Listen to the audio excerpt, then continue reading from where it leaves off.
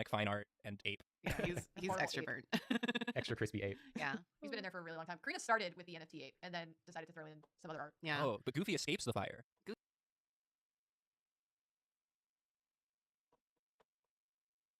Iconic fine art and ape. He's extrovert. Okay, just making sure it's still alive. Okay.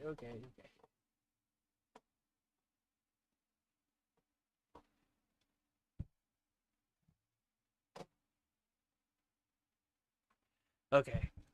Let me get rid of this text.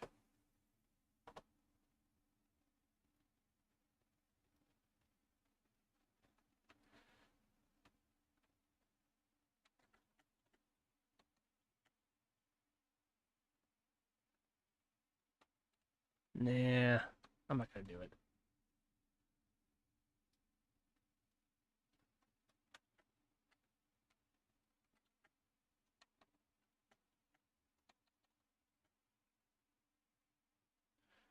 You know what? I'm just gonna get rid of it. Nope, we're not doing this. I don't want to start any controversy right now. Okay, so I'm mainly just reacting to YouTube videos since I'm a pleb myself.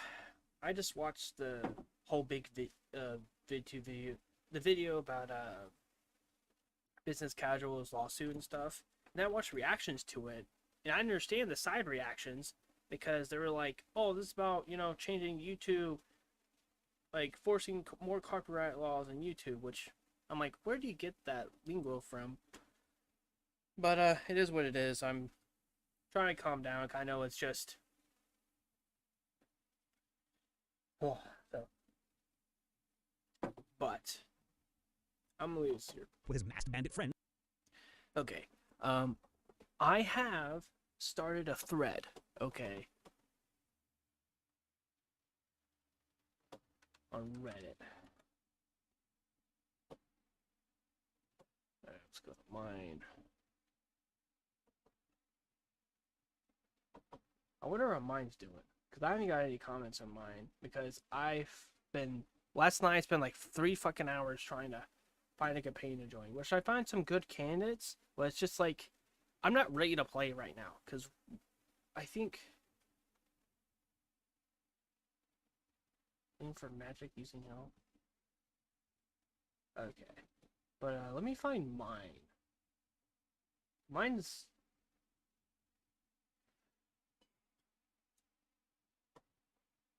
Okay, I'm scrolling. I could look at my profile. I know. I'm just looking to find mine.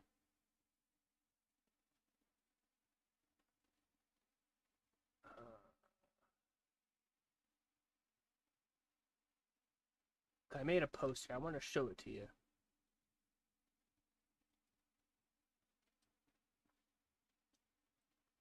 Man, I can't find mine yet.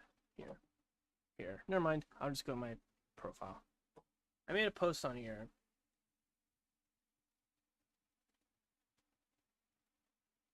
Of course, no one has commented or anything. Oh, it made a lot of views, though. It's kind of nice. Upvote. Nothing. But I made a post here saying all this stuff for this campaign. I feel like what made it bad for me is saying the 60/40 roleplay. I mean, of course the grammar is kind of weird too.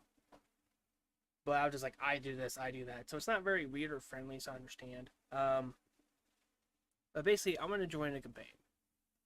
I really want to stream it because it'll be so easy content, plus I'll get super into it, and there's no like awkward ums and that stuff. So, I plan. Obviously, this is not really working because it's been like 18 hours and no one's messaged me. Whoa.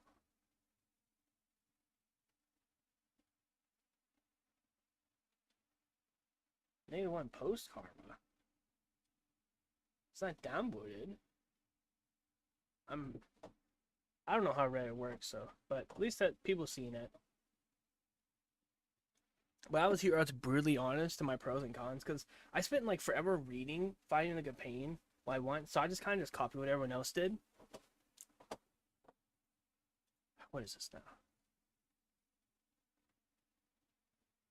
Yeah, because this guy made a post about like this D&D magic school type thing. Originally, I was gonna say like I want to make a human wizard that was planning to,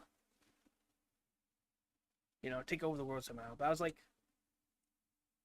I was about to post that, but then I was like, yeah, no, I don't think I'm ready for that, because it's been a while. Like I got my book ready, looking at the wizard stuff because I like playing a wizard.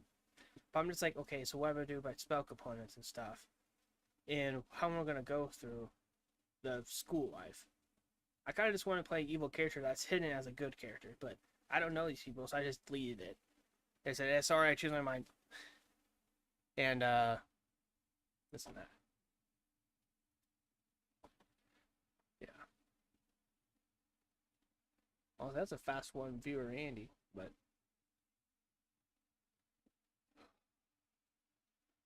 I don't know if I should change the title or not, because honestly, about that lawsuit situation, it just makes me mad. It's just the same argument over and over again.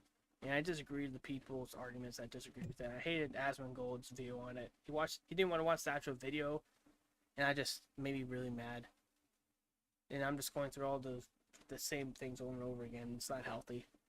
So that's why I did this instead. But anyways, you know what? I'm gonna read this post to y'all, so y'all can understand what I'm going by. Alright, my name is Luke, 23 male, and I haven't played D&D, 5e, haven't played anything else since 2018 during college. I've been getting into D&D content, Critical Role / Dimension 20 again, and have the bug to play. I don't have any friends, and I'm a bit nervous to go to my local game store to play with strangers, so I thought this would be easier. I can't host if you're willing to go offline. I have 2 very close gaming stores we can run if you're a person, which I should have said, because I was really tired writing this out too. I should have said like those campaigns, those stores. That's what I mean, like the previous mentioned. I'm currently unemployed, living with my parents still, so I don't have any time commitment currently. I prefer to play in person, which I think I should get rid of that.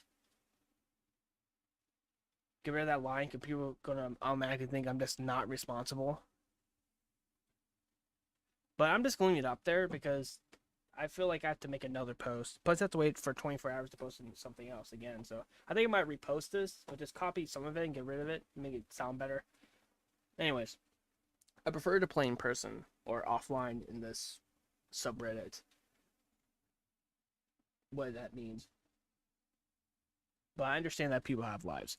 I have no knowledge of Roll20 or other virtual tabletop services, but I am willing to research or be taught. I prefer to be in a homebrew campaign, but I am fine with whatever. I would prefer a longer campaign. I prefer to be a more serious campaign than one for fun. I should take the comma out there. I like to be immersed in a story. I would not like to be in a sexually explicit campaign, if that makes any sense. I am fine letting others deal with that, or I should say other people have sexual encounters, but I just prefer not to be part of it while playing this game. I'm not Arrow Ace, it's just that I had a bad campaign experience once with that subject and don't want it to happen again. If you want to have your campaign streamed, I am willing to help with that, since I stream on my Twitch and stuff. I don't have the best equipment, but I do have serviceable stuff, which, if you're watching me, I don't sound that bad. My microphone isn't the best, and all my... Oh, wait, Sam, kitty cam. Here you go. You want my perch? You want to be... No, Shadow, no. He's being a good boy. Kitty.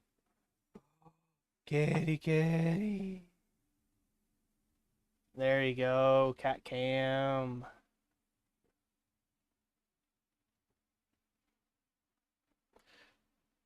Alright. You know what? That reminds me. I'm going to do this. Cat cam. Cat cam. Plus, I like the font. It reminds me of like the Resident Evil font. Even though I played the fourth game and didn't like... Whoa. Shit. Sorry, Sam. Let me bounce out so you don't fall over. Sam, you're fine. You're fine, Sam. You don't have to leave. There you go. No, stay. Stay. You're fine. You're fine. You're fine. You're fine. Shadow, he's fine. He's fine. He's fine. All right. We'll finish this in a second. Where is it?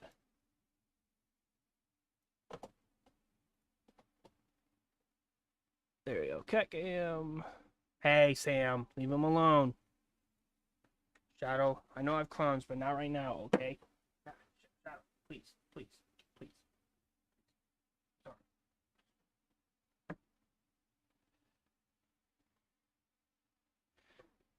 Oh, okay. Okay.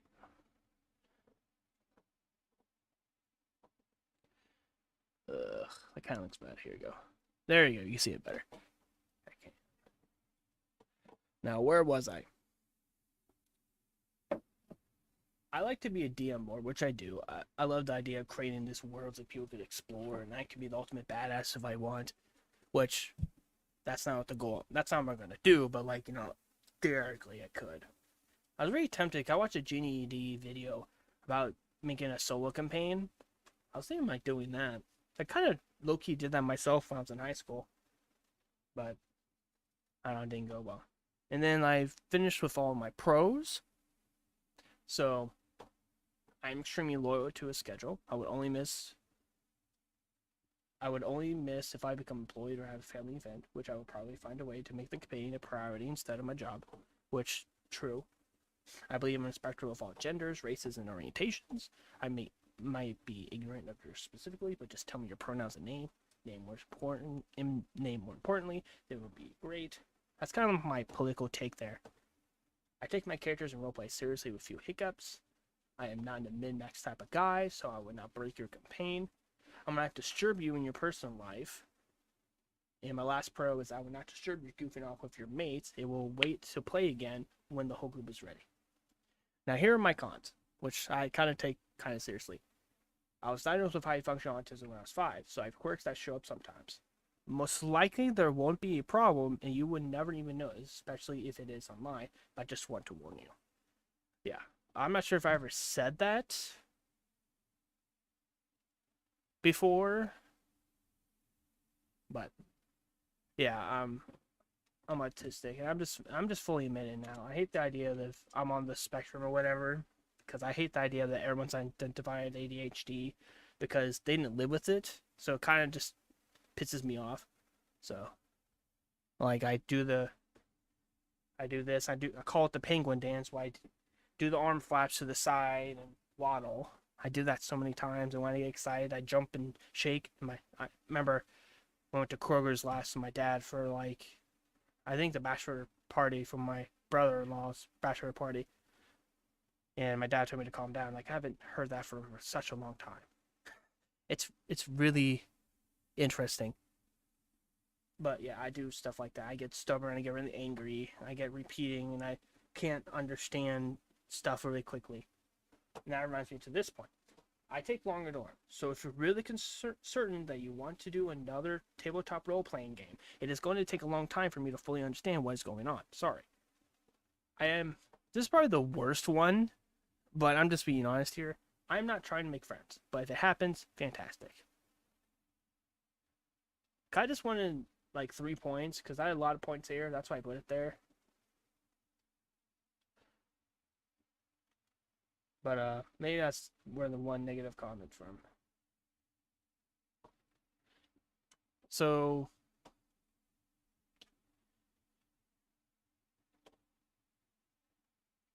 actually, I made a YouTube video myself last night, like I promised. Or actually, I started now 24 hours ago. But anyways, I'm going to watch it. So my video.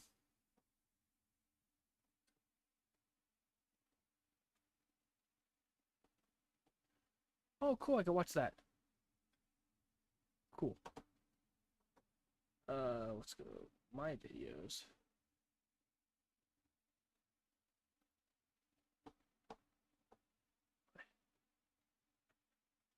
And we'll watch it.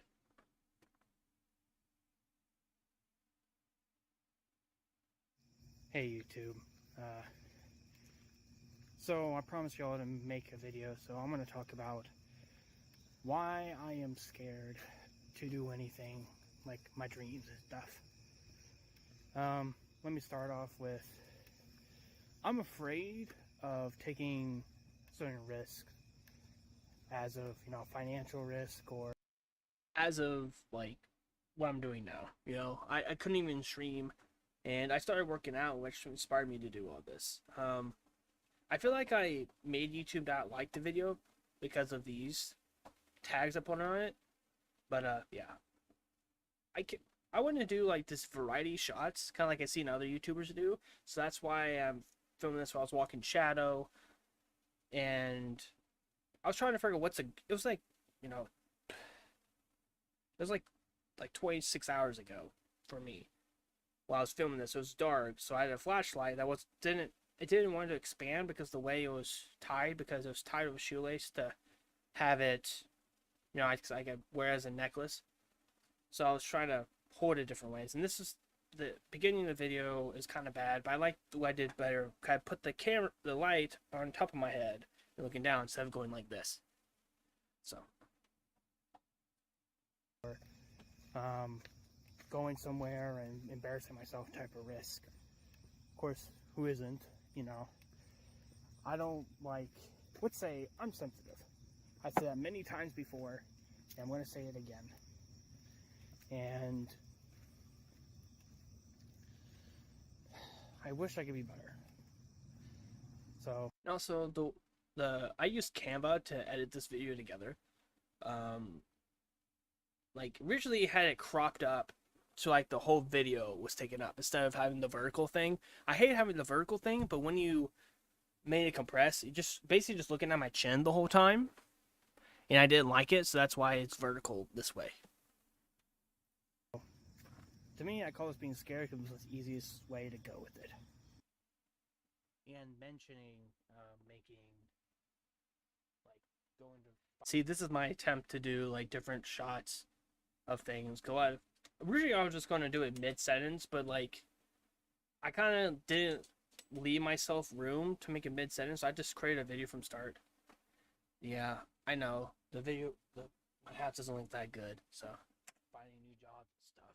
Let me show you here what I had to deal with. Wow, it's actually better than I thought. When I was rendering it on Canva, you can't even read anything.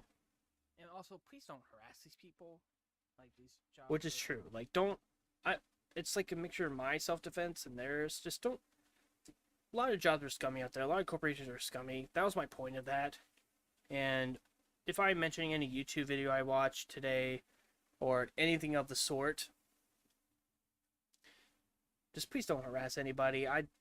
You're better than that, okay? But like, this is the job you get around here. Of course, you get all the 401, 400K. It gives you like all this stuff. What they lie about? Like I remember when I got my Walmart job, they said I was gonna get extra money for getting my vaccine. It never happened. Which in hindsight, I couldn't really prove or disprove that point when I was making that. Of course, I was just making this just to get over with, so I was kind of mad, and I'm not, just like everybody else, I'm not really that clear when I'm upset, but give you all this shit, it looks so nice.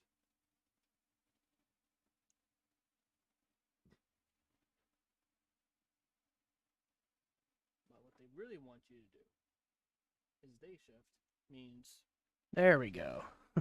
Sorry, I was wondering why it looked different. Like, it's simple. Like, you're just... Of course, it describes it there. Of course, this one doesn't give them enough. Usually these jobs, if you click on it, it gives you more details saying like, oh, you need 12 hours of this. You can't miss a job. Basically, mandatory overtime here. I mean, like, it's mandatory overtime, okay? This is the reason why it's kind of obvious for me to say autistic, because it's hard to get my words out unless I'm super angry. Then I can say all the words I want, but it's like in quick succession. So basically, like, a lot of these jobs give you all this good looking stuff like, oh, you don't have to work that hard at all. You're gonna have proper training, which most of the time they don't train you. A lot of people lie and tell you to do things and get mad at you for not doing that way because a big manager told you to do it this way, and just it's common sense, but just looking at this website, I could look at it and look up for jobs now if I wanted to. I can't now. But just I couldn't even look at this website because like I spent so much time trying to find that job that's going to help me out.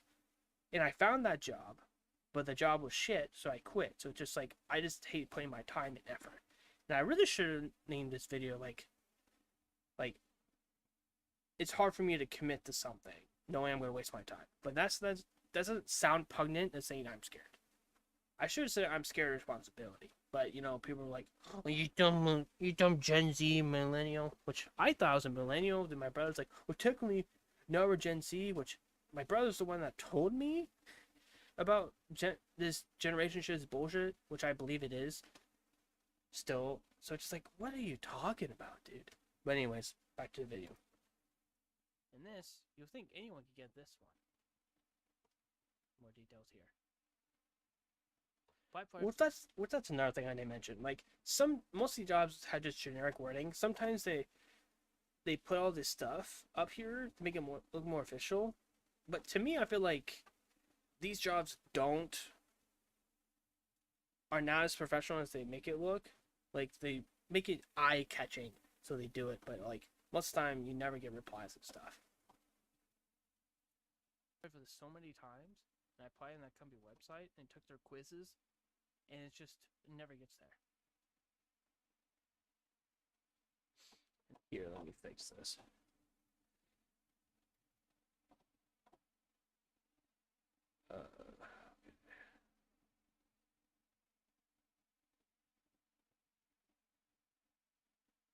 There we go. You can see. And they want you to do all this stuff. You're basically running the store, basically. You're doing it inventory. Yeah, you have to inventory losses and that stuff. Yeah, participate in store inventory counts, which normally, like say Walmart, that's the people that, you know, that's their job to work in the back. There's the front team, back team, whatever. You have to do all this stuff for $16 an hour, which isn't too bad. Around here, you could live off of that. But they want you to do all this stuff. You need to know all this stuff just for this stupid job here. And yeah, even though it has more qualification stuff and stuff they want you to have, it's just, I don't know. The more I go on, the more I realize that what I was arguing for is not very strong. It's like you have to actually research it yourself and dig through all the stuff. And I'm just going to skip through until I go to backstage.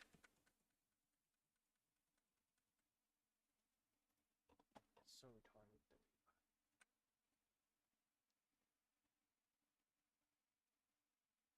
Okay, I signed in, right? Okay, yeah.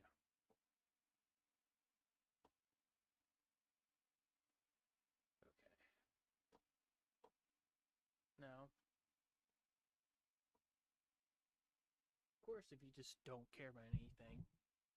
When I mean don't care, I meant if you don't put any search locations, and it's going to show up a lot of jobs. But the more specific you look for something, you're not going to find roles, because just like any other job search, like Indeed does that too, and LinkedIn does that, Monster does that, Snagajob, all these companies do this similar stuff. They give you a lot of these stuff. They don't. Sometimes they tell you everything, but sometimes they don't tell you enough. And I'm just been afraid of having high expectations for all this stuff, but then they're just treating me the same way that they treated me when I was working retail. So that was my main point about this. Interesting places oh, you could do this, but look, you have to be in this specific. Okay. I think you get the point. I kind of just go by and say how things are kind of unfair,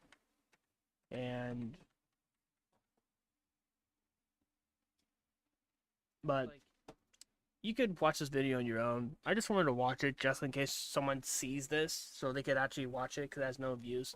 That's maybe what I did it for. So now I'm gonna go back and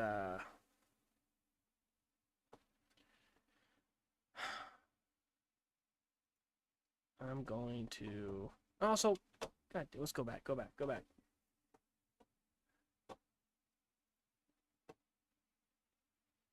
Like, I actually created a fucking thumbnail, dude. Like, I'm really proud of it, okay? Like, normally my thumbnails are just really cheap, but I actually put the time to feel like an idea. That was pretty good. I edited that shit together using Canva as well. But I just really charmed. I think that's really charming. I love it. It's kind of cheeky style. Of course, it's simple, but like, you know, what am I supposed to do? Like, my thumbnails don't really attract anything. Mainly stuff with my face, because I'm just fat and ugly. So, by using my face and thumbnails doesn't really do much. So I'm just like, okay, we'll just make this, you know. So I'm gonna go back and base here from my profile, like, hey, if you want to hit me up, you could DM me through here, which I believe you just, you know, go to my chat or something. I believe that's DM. I'm not wrong. You can message me here or make your comment here saying if you have a campaign set up for Eastern Standard Time, Indiana, because that's where I live. So hopefully around that time. So I don't want people, because I really want it to be an offline campaign or in person. I feel like it'd be harder to stream it, but besides that, it's like a lot more fun, and you get to meet these people and you can actually be friends. Because I feel like if I try to do an online campaign, like most of this stuff is, and the offers I might get, I just feel like it's gonna be awkward, and plus I don't know how to do virtual top. Like, I heard of Roll20 and other shit, but I just don't know how it works, and I don't want to use it. I don't want to learn something until I'd rather be someone tell me how to do it versus watching YouTube video. Because sometimes watching YouTube video, like, I get the gist of it, but like putting it into action, it's just like I don't understand anything. Like, I try to do what I try to go back to the video. I'm like, oh, that's not exactly how it works. Like, unless it's the steps are like one thing at a time. But anyways, I think I'm just gonna watch react to YouTube videos for a bit. I know it's not even September yet, but it's always October in my heart. I don't know about y'all, but I was definitely one of those kids who got really into dark occult stuff at what was probably an inappropriately early age. I remember being really into the concepts of changeling children and fairy rings that trapped you inside or forced you to dance until you went mad or died. Some people grow out of stuff like that, and other people become professional Dungeons & Dragons YouTubers. I think it's kind of cool thinking about that dark aesthetic, you know, gothic girls and stuff are kind of hot and that stuff. But it's like, I never became that edgy to a point where I'm all black. I think it's cool, but I just feel like it doesn't fit me. So I never had that urge to do it. So when Kobold Press sent me their Book of Ebon Tides for a sponsored video, which is a book all about the Plane of Shadow and the Fae and other creatures that reside there, I didn't Okay. even really want to make a video about it so much as I just wanted to drop everything and run a whole dark Fae campaign. But life is short and D&D is long, and they are paying me to make a video, not run a campaign. So instead of just doing a book review, I thought you could come along with me as I outline the concept for an entire D&D campaign set in the Shadow Realm. In this video, we will flesh out a party of 4-player characters using the races and classes from the books. We will link their stories together, and we will plot out their first adventure. Hopefully, this will not. Wait, Shadow Realm? I thought Fae had their own, like, realm. Just show you what this setting book is capable of, but also give you a little insight into how I, as a DM, weave together player character backstories and develop the tone and initial arc of a campaign. Let's get spooky. Give me a quick 20 seconds for the essential details before we jump into the campaign. Kobold Press sponsored this video so I can talk about 2 new books that they have released: the Book of Ebon Tides, which is a Plane of Shadow campaign setting for 5e, and Tales from the Shadows, a collection of 14 dark fantasy adventures set in the Shadow Realm. These books were kickstarted last year for more than 4 times their initial funding goal, so if you order them now, you're also benefiting from all the additional materials that their stretch goals added on. You can pick up both books in hardcover and or PDF at the link in the description. Let's imagine a party of 4 player characters ready to adventure together in the Shadow Realm. Up first, a wayward human once lost in the shadows. Kenna Talward was once a human before she lost her way. Many mages use the Shadow Roads to travel quickly between distant places, but when Kenna paid one for such a passage, she strayed from the path and found herself lost in the Shadow Realm. A memory thief found her wandering the woods, weakened by shadow corruption. She was an easy target. The thief siphoned some essential memory from her, though she knows not which, only that there is a hollow place in her now. She sometimes feels a deep, aching grief that leaves her weeping without knowing why. Whatever her loss, the Mother of Sorrows was drawn to it. She offered Kenna a bargain: give herself to the shadows and become immune to their corrupting influence. She would be granted arcane. I'm not sure if that's her or not.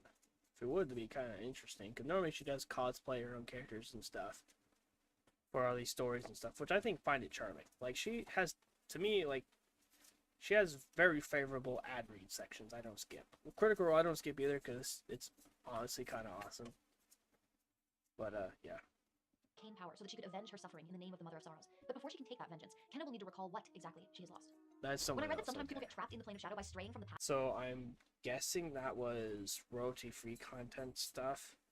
of a shadow road, my fairy tale obsession came out in full force. The shadow roads are a really key part of this setting, so let's go over what they are really quick. The plane of shadow is by nature constantly shifting. This is what the ebb and tides from the title refers to, not an actual ocean, but the tide-like ebb and flow of the shadows, which take landmarks and settlements with them if they're not anchored somehow. It's the shadow roads that anchor them, tying them to other places through a magical binding. These roads are also accessible to some magical beings from the mortal world. They can be used as methods of convenient travel, stepping into the shadows in one place and out of them in another place far away. However, straying from the path along the way leaves the traveler lost in the plane of shadow. Of course, a mortal trapped in the plane of shadow will eventually become corrupted. This corruption can cause a creature to be weakened in various ways by bright light, and eventually turns them into a shadow thrall who refuses to willingly leave the plane. If your player characters aren't native to the shadow realm, they have to make charisma saves for To me, the Shadow Realm reminds me of, like, Bleach in the Soul Society. And I just imagine that if you go there for too long, you just fade and become dead anyways, or just turn into the power system that builds the Soul Society world, you know? Like, ever since I heard of it for the first time, I can't remember where I heard of it. Like, I don't think I ever played any campaign that involved it. I guess I asked my twin brother about that, but yeah. And also, I just wanted to mention, like, I used to be so, like, oh, very fantastical world, like, fairies, dark stuff, like, Curse of Strahd type things. Now I just don't care. I just kind of more realistic, kind of charming world, kind of like more like Dimension 20.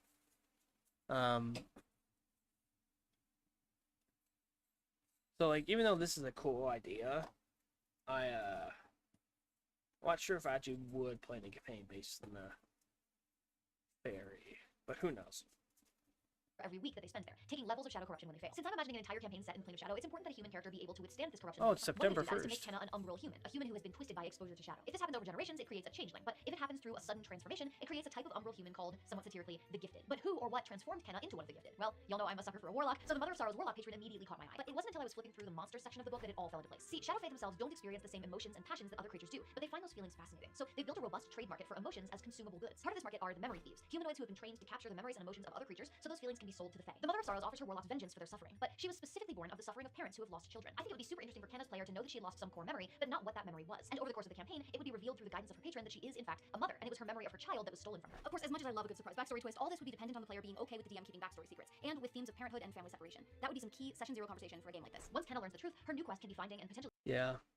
For that campaign that I advertised for, I don't want to be super mysterious now thinking about it. I just want to be straightforward. Because my ultimate idea for a campaign would be like, for me, going to up to a level 20 plus, where actually I take on a god, or be a martyr, and sacrifice myself to fight a god single-handedly. You being a fighter character or something like that. Something that doesn't really have inherent boons given to them, but just fighting on their own will. Because, you know, ever since I played God of War, like, I love the idea that, like, oh, I'll kill all these gods and myths and by myself. And just become my own boon giver, you know? Being that powerful. So adorable. I feel so adorable. avenging her lost child. There are also a bunch of new spells in this book, and the warlock list is full of cool ones like Blade of Blood and Bone, which lets you draw a dagger or short sword made of your own bone from your body and attack with it, which is very lucky to 2 of them. Also, there's a 5th level spell called Feast of Flesh that causes an enemy to cannibalize its allies. It's very fucked up. I love it. Crix was perfectly content as one of the many shadow goblins peopling the city of Fandival. Yeah, By day, this he is scavenged floating definitely memories from the waters of the Black River Styx. paid And by night, he drank himself stupid in whatever filthy stock patterns. Once during a content. drunken brawl, a gaunt-looking old man bit Crix. He woke the next morning with a fever which racked his body for days until finally he died. But as the fever sweat cooled on his waxy skin, some form of half-life raised him. This newly reborn Crix found himself ravenous. He suddenly hungered for living flesh, and even more strangely, for the very shadows that infused this plane. The more of this dark magic he consumed, the stronger he grew. Sometimes he would be filled with rage, and the raw shadow would seep from his body, enshrouding him in darkness. His hunger grows every day, and Crix Hollowblood is beginning to realize that he may need to leave Fandival in order to truly sate it. The Darkul race is not new to the Book of Ebon Tides. It's actually part of the It's okay. I would never play like a character like that because of actually, can you even hear? Midgard setting, and it's also detailed in Tome of Heroes. But while these undead have Okay, you can hear. I'm about to say, I'm like, what the hell?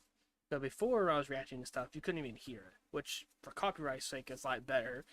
But right, Sam. Right, Sam.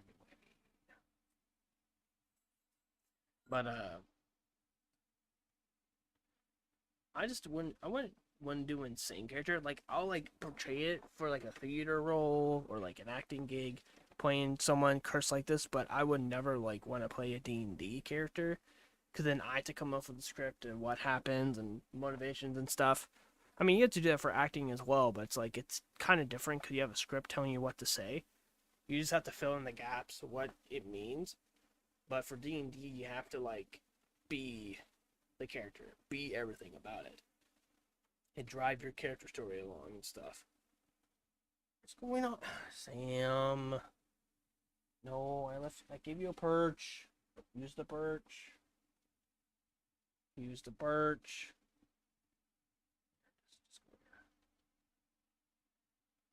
Say hi to chat, everybody. If you're saying hi, say hi. Hey, no biting.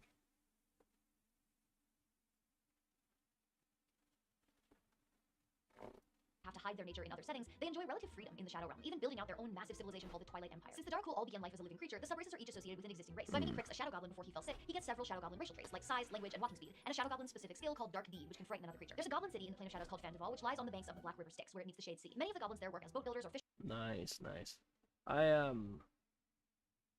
It'd be kind of cool to play like a goblin, just to be chaotic and everything, but also like to be like subvert that, kind of like what Not did. Sam it. Why do you do this, Sam? Why do you do this? Fishermen, or run market stalls at the waterfront. The intense hunger of the Darkul felt like a great companion to the new barbarian subclass in this book, the Shadow Gnar. These barbarians actually consume raw shadow energy and use it to manifest magical abilities, from creating a smoke screen that gives other creatures disadvantage on attacks to regaining hit points from feeding on the shadows. While most who take this path absorb shadow magic to protect others from it, some just want to feed on that energy, which felt right for Crix. Now, one of the major downsides of playing a Darkul as a PC is that you have to consume raw meat every day to satisfy your hunger for flesh. And while that meat could certainly be that of an animal rather than a person, the book says that living flesh is pretty scarce in the Shadow Realm. So a starving Darkul might be tempted to do a little murder. And while they may be little assholes, the Shadow Goblins of Fandival are described as having strong communities with their friends and families. So if Crix found himself sometimes considering taking a bite out of a neighbor, I think that the remains of the Shadow Goblin inside him would want to seek out a solution, such as, for example, the crackling forests. These alien trees, not native to the Plane of Shadows, seem to be made of bone and cartilage rather than wood. They bleed a thick, stinking black sap that most creatures find revolting. The Darkul, however, have found that it nourishes them just as well as living flesh. They cultivate these trees as a food source in the Twilight Empire, making This is definitely instructional. I don't know what to say. Damn it, Sam.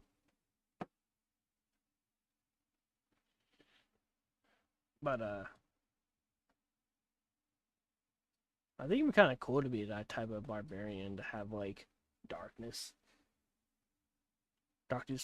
like barbarian. Which, looking at it now, it's like when I was making that character sheet, or starting to type out, I want to be I couldn't figure out what subclass it was that I wanted, so I googled it for a second. I was like, oh my god, there's so much shit. So that's why I gave up on it. Because honestly, I just want to play like a simple martial class to get into the roles and playing it myself and understand what I need to do and what subclasses do, and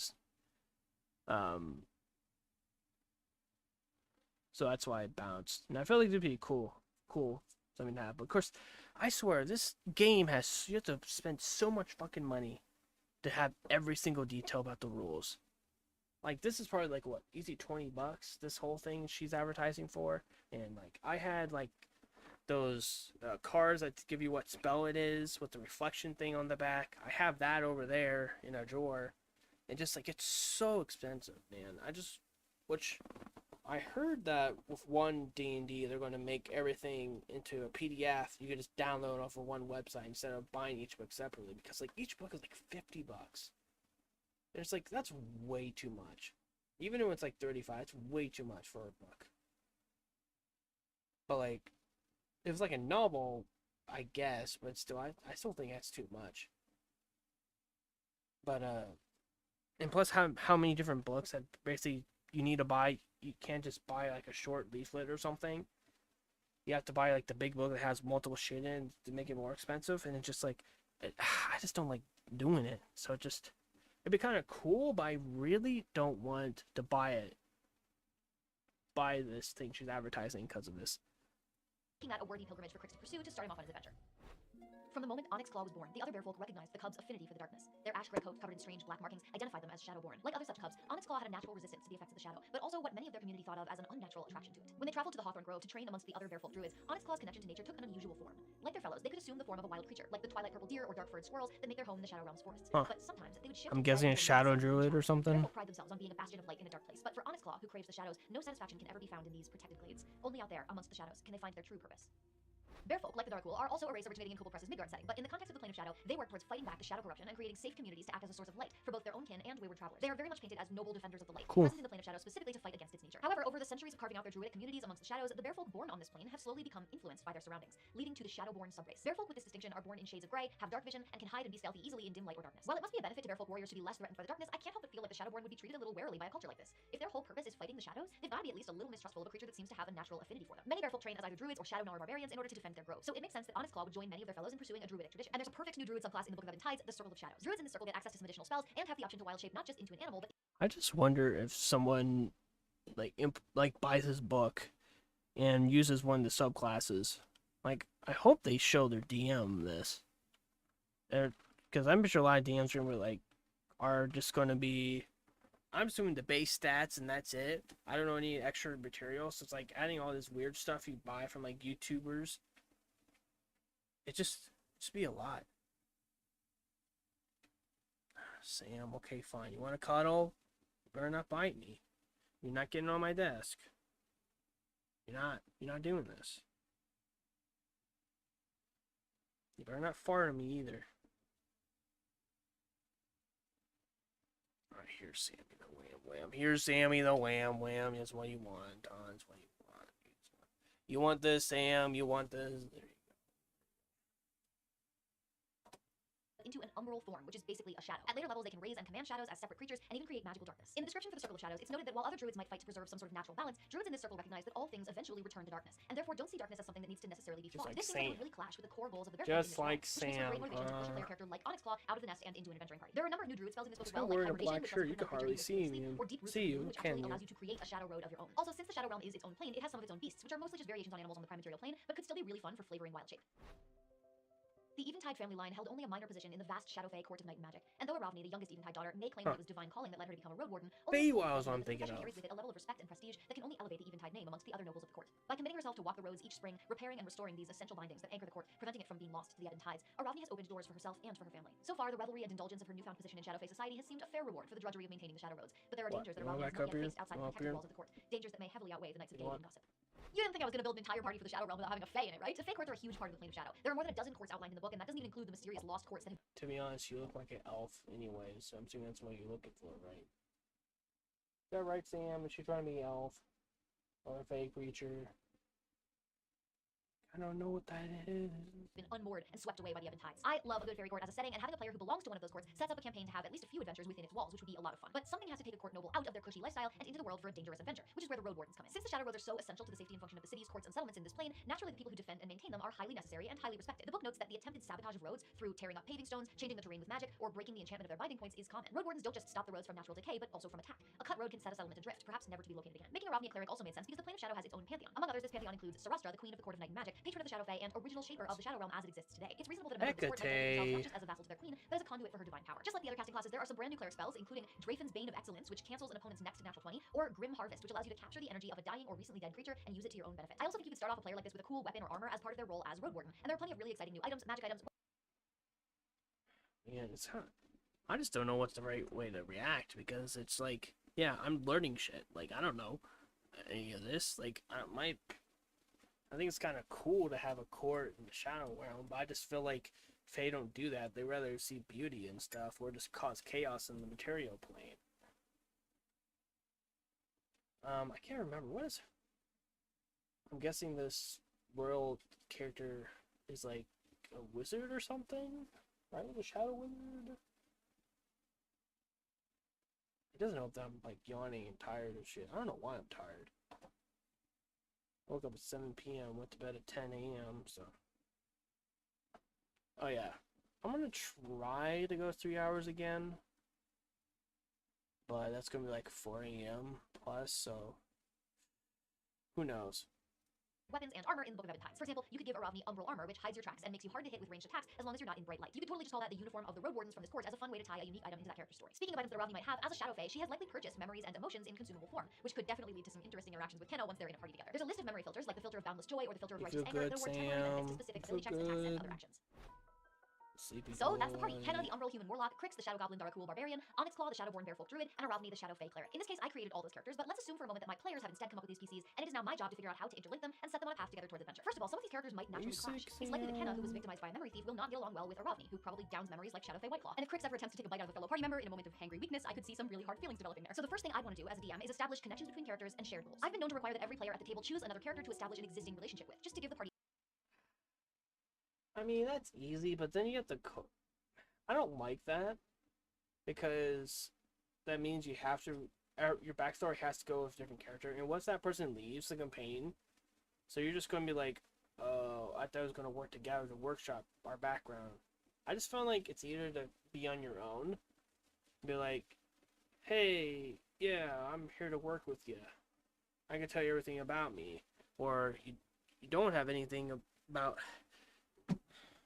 Don't bite me. Oh, okay.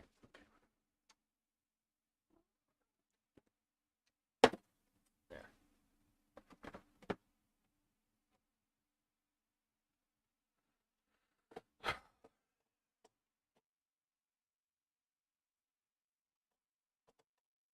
be a starting point for a bond. In this case, perhaps Onyx Claw would run into Kenna on the road and decide to take her under their protection, thinking her vulnerable, and having been raised in a community that aids travelers. And since Crix used to scavenge memories from the Black River Styx, perhaps he sold these to a merchant who supplied the Eventide family with filters, giving him a sort of a distant business connection with Aravni. As for a party-wide connection, in a place as dangerous as the Shadow Realm, survival can be a very motivating shared goal, particularly if characters are cut off from whatever safety or protection they're used to. Kenna is probably in a constant state of defensive fear, Onyx Claw has just left the safety of the Grove for the first time, and Crix is both a first-time traveler and a danger to himself, so that just leaves Aravni. So one of my first steps as a DM would be to find a way to cut Aravni off from her access to the court, at least temporarily, perhaps by means of exile. This would give her a reason to ally with the others. But before we do that, it's easy enough to throw them all into a deadly situation together to get some good old trauma bonding started. This is where Tales Yeah, I guess that's true. But it sounds like very stereotypical anyways, so. I don't know. I feel like that's it. I think I'm good. I mean, that'd be kind of cool to play Vampire the Masquerade.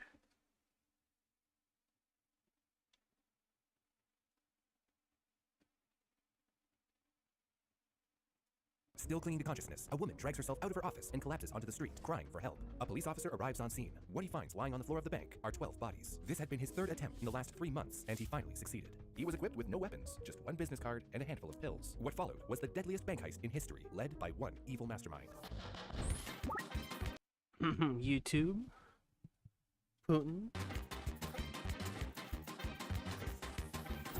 At 3:20 p.m., Yoshida Takediro, the manager of the Tokyo branch of the Teikoko Imperial Bank, started toward the front entrance to lock up after a long day. Moments before he was able to shut the doors, a man wearing a loose-fitting white coat over a brown suit slid his foot in the door. The man claimed to be an officer with the Japanese Welfare Department and pointed to an armband to prove it. He carried a small leather case, reminiscent of a doctor's bag. He bowed respectfully and introduced himself as Dr. I mean, you would think that you'd be immune to this type of situation, but like I think I would get like if someone burgers my house, forces the way inside my house, I would kick him out. Like, there's no way that's not skeptical. If someone's forcing shit on you, being rude, I'm not inviting them to my house. They're not going inside my house. I'm not going to talk to them. And if they bother me, I'm calling the police. Yamaguchi Jiro, saying that he was there on orders from General MacArthur's headquarters, the commander of the United States occupying force in Japan after the end of the Second World War. Yamaguchi told the manager that his office was concerned about an epidemic of dysentery in the neighborhood, and he was there to inoculate everyone against the infection. Yoshida called all 14 other employees and one of their children who was at the bank that day into a bank office where Yamaguchi explained that everyone needed to take 2 sets of meds. The first was a pill, and the second was a liquid medication he poured into everyone's teacups. He was insistent that the second set of medication would need to be taken immediately after the first. He told everyone that the drug was very potent, and they should be careful not to let it touch their teeth, and to just stick out their tongue a little. The doctor then took out a large bottle from his bag and poured a dose for each person there, mixing the substance with some tea. He shouted, "Gozo!" Probably cyanide or something like that. Meaning, go ahead, and everyone downed their mixture. Some of the people began to cough violently, but he told them that the second dose would help them find relief. He poured more of the liquid into their cups, and they quickly drank it. One of the employees complained that their throat was burning, and asked if they could gargle some water. Everyone hurried to a water fountain, but before they could get a drink, Nishimura Hideko, one of the accountants, collapsed. He fell to the floor, his eyes glazing over. Another employee, Takeuchi Misako, bolted for the manager's office, but her body gave way, and she crashed to the floor as well. I present to thee Lord Grillburn! I am skeptical that Grill, the crudest of meatbags, could attain the rank of Lord with his subpar lineage. Dallas, I've been hard now thanks to today's sponsor established titles. Grant to me. But a breath-minute title is That was not a good transition. official. You can even get brute. In no time, Yamaguchi strolled over to a counter and shoveled as much cash as he could get into his bag, around 164,000 yen, and a check for about 17,400 yen, the equivalent of a little over 7,000 US dollars today. Takeuchi, still clinging to consciousness, dragged herself from the back office to the front door, where she collapsed out into the street, crying for help. A police officer heard her calls and arrived on the scene moments later to find what was later described as a battlefield. 12 hellishly still, slowly cooling bodies lay strewn across the floor of the bank, frozen in a tableau of terror. Of the 16 who took Yamaguchi's medicine, only 3 survived. The trio were immediately taken to the hospital, where their stomachs were pumped and given antidotes. Despite their terrible condition, they all survived. Upon investigation of the teacups Yamaguchi poured the medicine into, forensic investigators found traces of potassium cyanide, a deadly poison. Hey, I was pretty close. Well, I did say cyanide. Huh. But, like, not the right one, but, like, still. In the end, 12 people died, including the young child, marking the incident as the deadliest mass killing in Japanese history for the next 40 years. In the following days, Officer Ohori, investigating the incident, found the same man had gone to 2 other banks leading up to the mass killing. 3 months prior to the Teikoko incident, a man calling himself Matsui Shigeru, claiming to be from the Ministry of Health and Welfare Prevention Bureau, showed up at the Yasuda Bank's Ibara branch right at closing time, giving the bank manager the same spiel about inoculation. There were 18 people inside the bank at the time, and all 18 drank the mixture. Fortunately, the poison was too weak, and no one was harmed. Another attempt, this time at the Bank of Tokyo's Mitsubishi branch, failed as well. A man with a business Yeah, perfected. Evil mastermind. card for Dr. Jiro Yamaguchi arrived, saying he needed to disinfect the bank and give all the employees some medicine. The bank manager was skeptical, but before they could find out more, Yamaguchi-san had already fled. Witness testimonies showed police that it was clear that Dr. Matsui and Dr. Yamaguchi were the same person. They described him as a middle-aged man with a scar on his chin and a mole on his left cheek. Japanese culture puts great emphasis on the trading of business cards. There are many rules of etiquette, and it's considered rude not to give one out to everyone you meet in a business setting. So, the man claiming to be Dr. Yamaguchi and Dr. Matsui gave out business cards to help corroborate his identity. Police didn't know who he was, but his assumed identities were a good place to start. Not long after they began pursuing this line of inquiry, they discovered that Dr. Jiro Yamaguchi was a total fabrication, and the business card was created Wait. They don't draw noses. That's all. They draw noses for this artwork. Shame. at a shop in Ginza, a neighborhood in Tokyo. Dr. Matsui, on the other hand, was a real person and he lived in Sendai. Lucky for him, he was a well-known member of the community and was far from Tokyo at the time of the mass killing. The real Dr. Matsui had a rock-solid alibi. However, this was still a major break in the case for the investigators looking into the incident. Police found that the good doctor had recently printed a set of 100 business cards and had traded away 96 of them in recent weeks. And since the killer had to have met him in order to get their hands on his business cards, he had to be among those 96. The police then found the identities of the people that Dr. Matsui had given business cards to, and slowly, one by one, went down their list. Wow. Wow. No other country can you do this. I mean, you probably could. Google's a fucking evil corporation, saves all your data anyway, so. Checking off anyone that had an alibi the day of the killing. Before long, authorities had managed to account for the locations of all but one of the people on their list, an artist named Hirasawa Sadamichi. Speaking with the authorities, Dr. Matsui recalled meeting Hirasawa on a ferry on the way to Hokkaido. However, police couldn't find any trace of the man, save for the records that his home in Tokyo had caught fire twice under mysterious circumstances. Investigators went to speak with Hirasawa at his home, but he wasn't there. His wife told them that her husband had gone to Otaru City to be with his parents who were very sick at the time. However, when police tracked down Hirasawa in Otaru City, they were surprised to find his parents in a perfect bill of health. Asking Hirasawa what he was doing the day of the killing, he told them that he was traveling to the Mitsubishi exhibition to meet with President Oshima of the Oshima Land Company to sell him a painting. Officers asked Hirasawa about his meeting with Dr. Matsui, to which he replied, "Of course I remember Dr. Matsui. We exchanged cards while on the ferry to Hokkaido." At this time, officers also noted that Hirasawa had a mole on his left cheek and a scar under his chin. They asked him if they could give him Dr. Matsui's card, but Hirasawa told them that he'd been robbed by a pickpocketer not long after he met the doctor, and no longer had the card. A check had been stolen from the bank the day of the killing, and had been cashed the day following. Investigators watching Hirasawa's home posed as various workers, including delivery drivers, repairmen, and bill collectors in order to get a sample of the artist's handwriting. Comparing the handwriting between Hirasawa's clandestine signature and the signature on the check, a handwriting expert determined that they were written with the same hand. Not only that, but the police also found that Hirasawa gave his wife 80,000 yen shortly after the killing, and his bank account showed a deposit of 44,500 yen, despite the fact that only days earlier, Hirasawa and his wife were asking friends for loans. When police questioned him about the money, he told them that it came to him from the sales of paintings and gifts from wealthy patrons. However, when police asked around to see who Hirasawa had sold paintings to, they found that he had only sold enough to make about 100,000 yen. Where did the rest of the money come from? By August, Inspector Ohori had had enough. With the missing business card, the mysterious deposits, and the lack of a solid alibi, he arrested Hirasawa and began the prosecution process. Police raided the artist's home and found a brown suit and a leather bag similar to the one the killer had on his person. Moreover, 2 of the survivors identified Hirasawa as the murderer, but witnesses of other incidents could not confirm. Police grilled Hirasawa, who was unable to explain the contradictions in his story. Eventually, he capitulated and admitted his guilt. "You are right, I am the man," he said. The people inside the Teikoko Bank were given potassium cyanide. What is it exactly? Cyanide is a naturally occurring chemical that can be found in many plants, including cassava, lima beans, almonds, and the pits of some fruit. Which is almost every deadly thing, some natural ingredients, so it's like, what are you talking about? fruits like apricots, apples, and peaches. It's a common poison that's been used in warfare and, well, regular old murder for thousands of years. Cyanide can exist in a gaseous form as hydrogen cyanide and cyanide fluoride, or in a crystallized form as sodium cyanide and potassium cyanide. Regardless of the form, if you come into contact with it, you're gonna have a bad time. The most common cause of Every time I see like a chemical formula and stuff, I try to like. I remember taking chemistry in college and high school, like figuring out what each like line meant, connecting each other. I think it's based on ionic bonds or something like that, and making everything neutral. cyanide poisoning is actually smoke You try to make everything equal and balanced out. Yeah.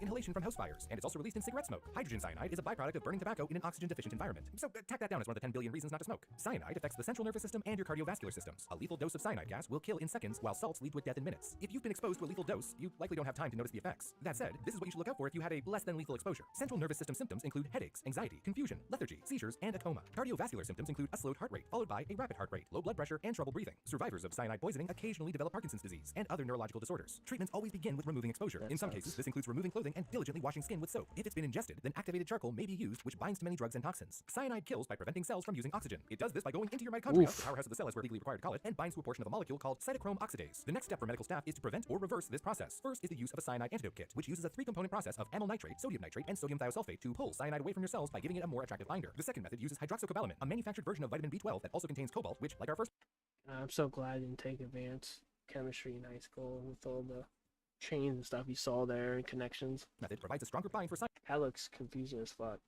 I know H2O is the most common thing. Turning it into cyanocobalamin, which the body can then pass out via urine. Shortly after Hirasawa confessed, he recanted his confession and claimed a defense of partial insanity. But this wasn't enough to keep Japanese courts from sentencing him to death by hanging. Hirasawa's lawyers were smart, however, and argued that the Japanese constitution forbade individuals from taking their own lives, and hanging technically fell under the purview of self-strangulation, therefore he could not be executed. Hirasawa spent the remaining 32 years of his life as a death row inmate, writing an autobiography titled My Will, The Teikoko Bank Case, and continued to produce art. In 1981, his lawyers argued for his release, saying that the death penalty had a 30-year statute of limitations, but the courts refuted the argument, saying that the statute only applied to situations where death row inmates had escaped, evading capture for 30 years. Hirasawa died on May 10, 1987, at the age of 95 of pneumonia in a prison hospital. This didn't stop his supporters from trying to clear his name. By 2003, they'd made 19 separate appeals for retrial to the Tokyo High Court, and they were all denied. There were issues in the case that contributed to Hirasawa's widespread support. During the original trial, he had claimed that his confession was coerced, taken by use of brutal, non-stop interrogation and torture. His lawyers argued eyewitness testimony could not be trusted, as only 2 of 40 witnesses actually identified him, and they had become more unsure of that as the trial went on. The only hard evidence connecting Hirasawa to the robbery was the business card that the killer left in the bank, but police didn't bother following up on his claim of pickpocketing. Not only that, Hirasawa's 2 sons-in-law told police that he was playing cards with them at the time of the massacre, though this alibi was thrown out. However, his daughter also claimed that he was unable to see his son-in-law and instead visited her home, staying there until 3:30, but this testimony was ultimately thrown out as well. It has also been alleged by his supporters that the money deposited into Hirasawa's bank account and the money he gave to his wife was obtained through the sale of explicit paintings, which he wouldn't have admitted to the police. Another theory claims that since Japanese judges were unwilling to commit to Hirasawa's death penalty, they instead chose to move him from a Tokyo prison to an unheated detention house in Miyagi, where supporters claim the judges hoped he would die of natural causes. One judge said of the decision, if their hearts were in it, they could have read the record and signed the death warrant long ago, but they were afraid, and I would be too. Cases like these often come attached with conspiracy theories, and the Teikoko Bank case is no exception. Many claim a link between Hirasawa and a clandestine Imperial Japanese chemical and biological warfare group, Unit 731, covered up by the United States in exchange for research conducted in internment camps in Manchuria during the war. Takehiko, Hirasawa's adopted son, claimed that the police found that the poison used in the robbery was complex beyond the ability for his father to produce, and that the 2-step process was the signature of Unit 731. U.S. journalist William Triplett, in his book Flowering of the Bamboo, claims to have found hard evidence to corroborate the connection between the killing and this military I hate when people do that. Like, just because a guy you somewhat liked, or I'm pretty sure this guy probably look more attractive, because this happens all the time. Like, people who look good, who just confidently says something, like their beliefs, like they're gonna find like, oh, it's never their fault. They're innocent. They're innocent. Of course, there's always exceptions and stuff. And actually, if they had proof this guy didn't do it, then sure. But like, he already died, so it doesn't matter. R&D group, a memo from General MacArthur's office that Okay, I don't care. Let's watch this. Yeah. And I couldn't get that shadow to not look like sideburns, so I end up getting rid of it. yeah, we can't risk it. I try so many times and it just doesn't work, and then I decide to use the reflected light instead there. Yeah, that works better. Yeah, that looks so good. Nathan, you did my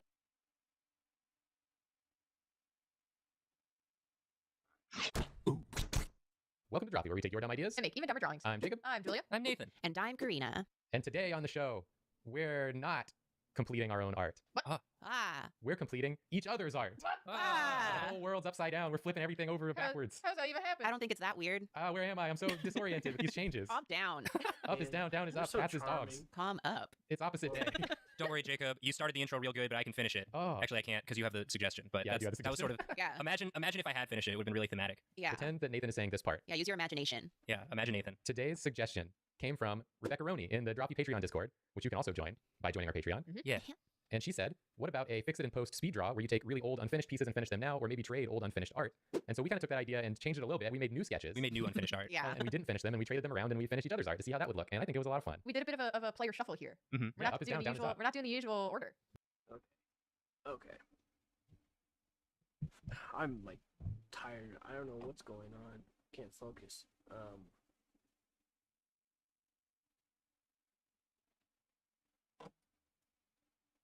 Actually, I'm gonna go and try to.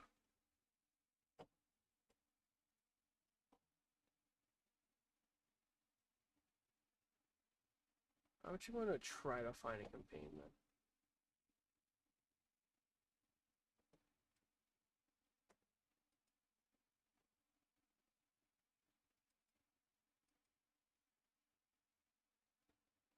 Let's see if I can find something.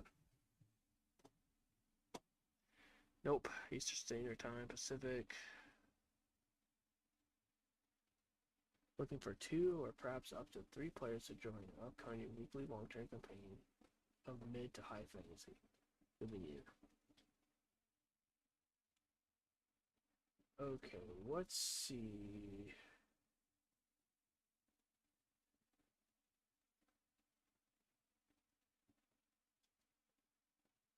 Let's see what they have. Oh my lordy. I just want to see what time zone it is.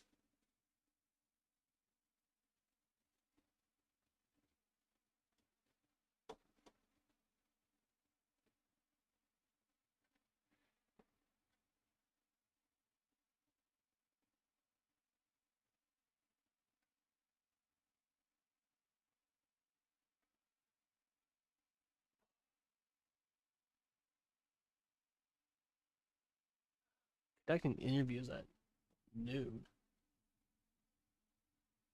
or midnight.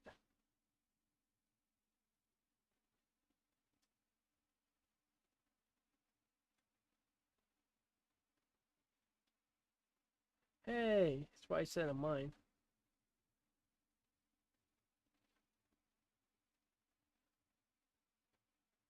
But the way he's looked up here, he didn't say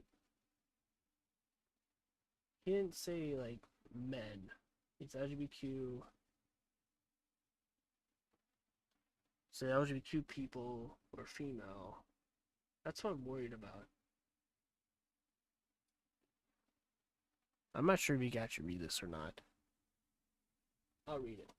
My name is Ed, he, him, and I am a 28-year-old DM who's looking for a couple of people to join my currently fractured group so we can start competing a homebrew war of mine, first of all. The time and day are still to be decided, but the general time will be afternoon or morning for the general US players and afternoon or evening for the European players, and the most possible days are Friday and Saturdays. Saturday morning, afternoon is tentative option. We use Discord to talk and roll-20 for combat maps and character sheets. D&D Beyond can also be used if wanted. Players welcome. New players, young players, LGBTQ+, female. Accessibility need. If you're a player who needs accessibility options and you join the game, we'll try our best to accommodate you. I am not familiar with the accessibility tools that can be used online, but if you are in need of one, I will make my best effort to make sure you're able to play with us without many issues. This doesn't mean that I am only looking for these kinds of players. Rather, my games are a place so we can have fun and enjoy ourselves. I personally do not care nor mind about any player's likes and opinions, but if you deliberately either say or do something to upset, harass another player, you'll be kicked out of the game immediately. This post will be open until Friday, I'm guessing night, or until way too many people applied. I will conduct interviews via Discord versus VC this Saturday at PST 9 a.m. EST 12 a.m. and UTC 6 p.m. What type of time schedule is that? If you cannot make it, then you should probably consider another game. For this day and time, most likely to be a game day every week. I mean, I'm not going to do that. Reading that fully. If you're interested, you can fill out this form here. And if you're considered, I'll invite you to Discord. Okay, yeah, I'm not going for that.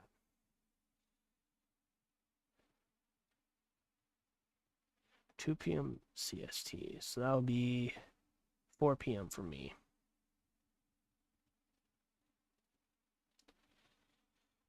Online 5e D&D Saturday game looking for magic user help. Need a bard, sorcerer, warlock, or even a wizard PC to join a group for 2 p.m. CST weekly adventure. I was closed. Okay.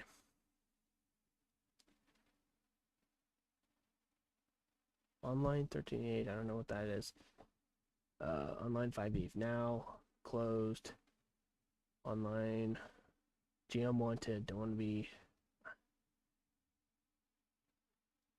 Online 5e Thursday 7 lunch dinner time. Nope. I want to do UTC. GMT. Nope. Okay, I can't go to New York. Okay.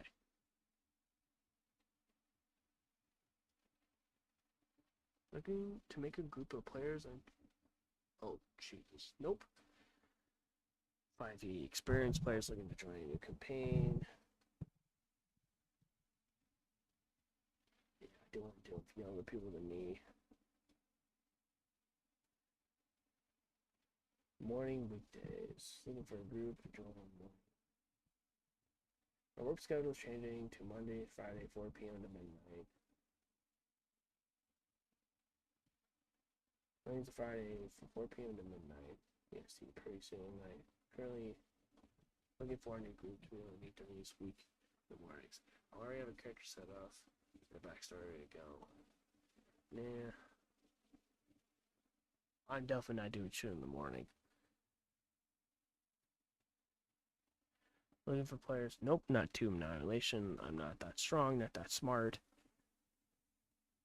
Don't know what GURPS is. No GMT.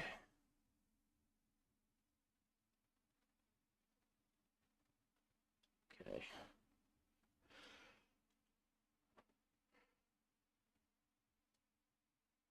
Don't know what CDT means. CST, don't know.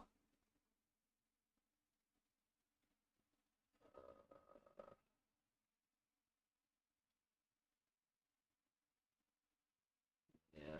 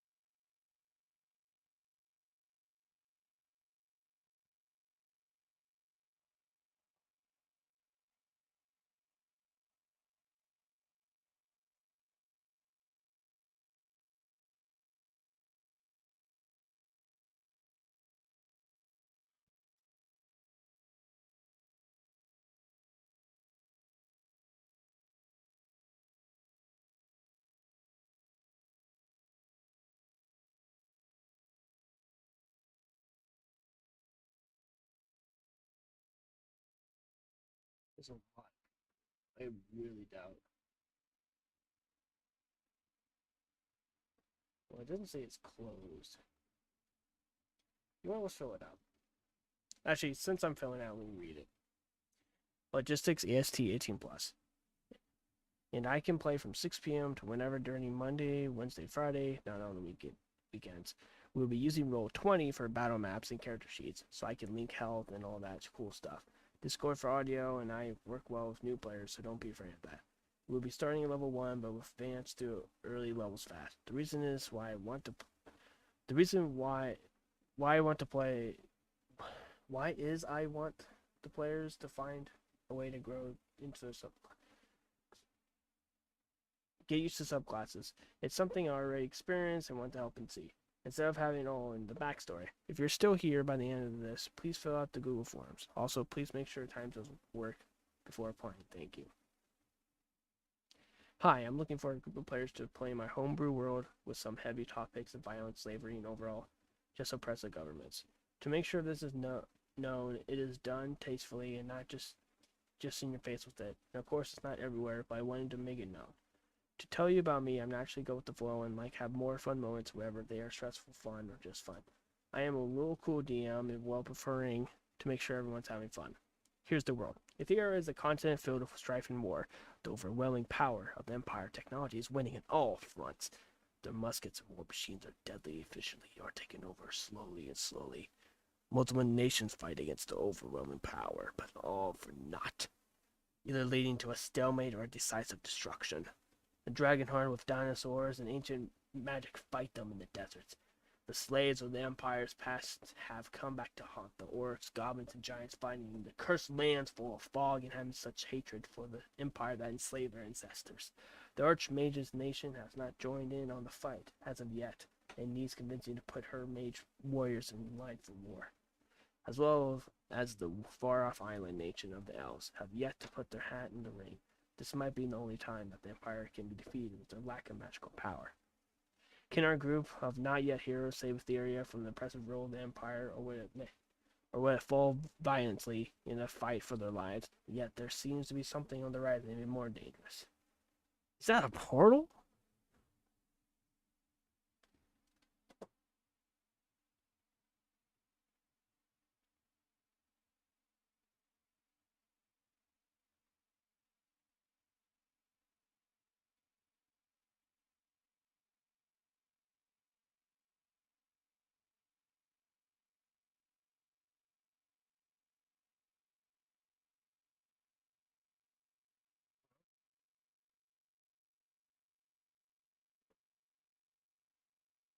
Alright.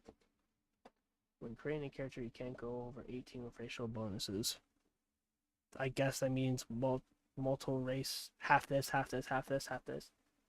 As soon as session gets one, your character is locked in, unless you're unhappy with it. No murder hobo, no flying races, warforged. Why warforged? I don't know. Should Shatter Kai, which I believe that's snake people, in magic resistant races. What? Almost every race has some type of magical resistance to something. So you mean just fucking human or something? Maybe Homer just talked to me. No classes.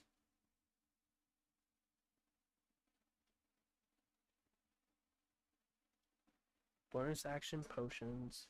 Okay, that's cool.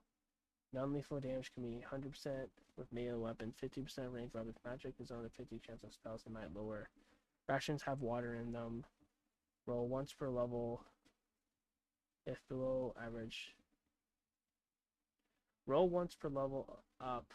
If below average, take average. Okay. I'm guessing that means when you level up a character. Character creation roll. Regular 46, drop the 1. If you're lower than 70, roll.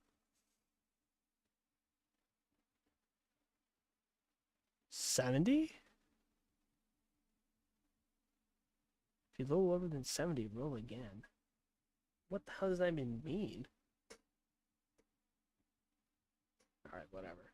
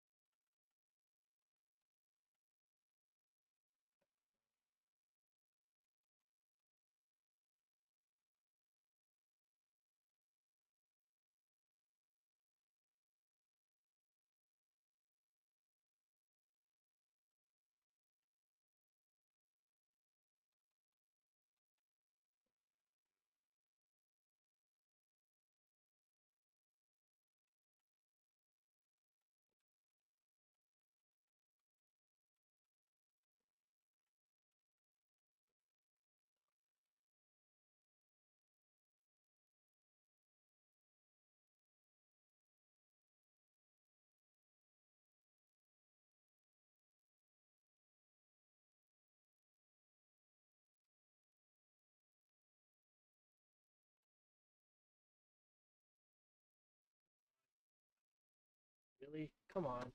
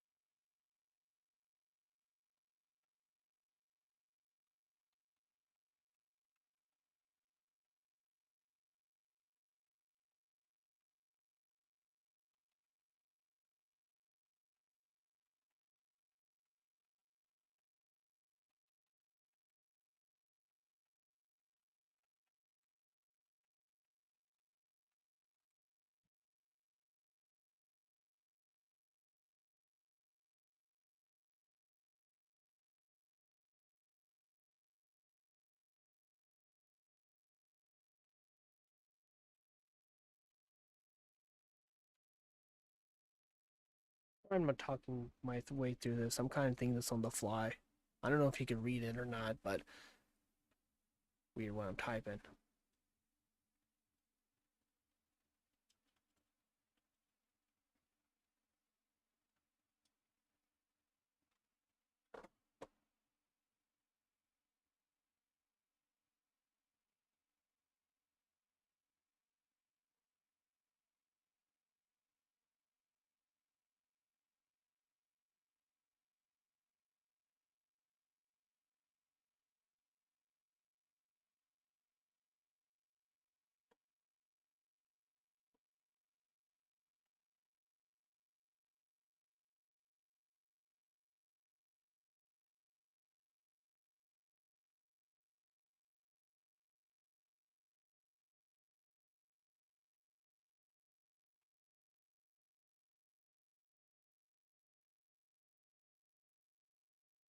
I was gonna say there.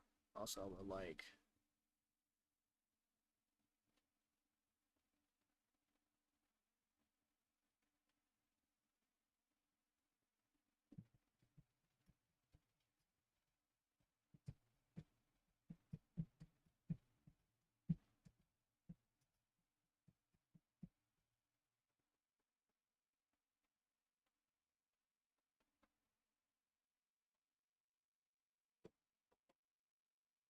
All right. I'm going to type my Discord out. I want to keep that a secret. I don't want to, you know.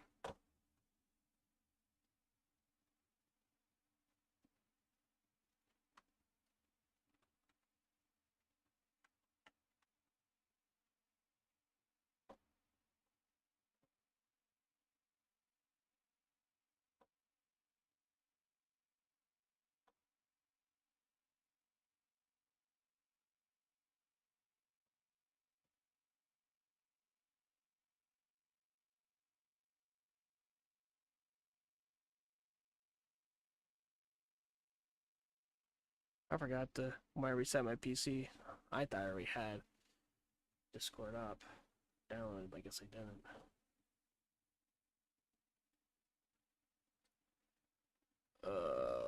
Shit, I don't remember my password is.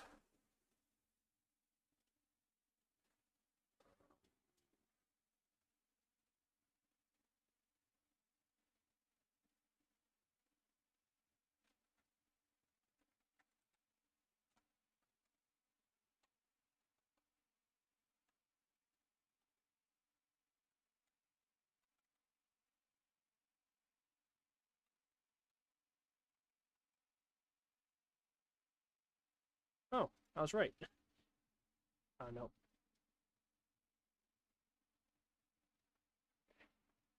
I'm doing this.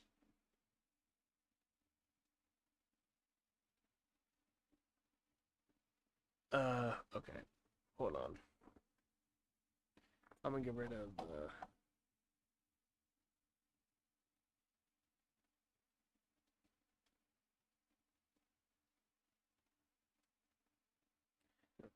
Charge you anymore.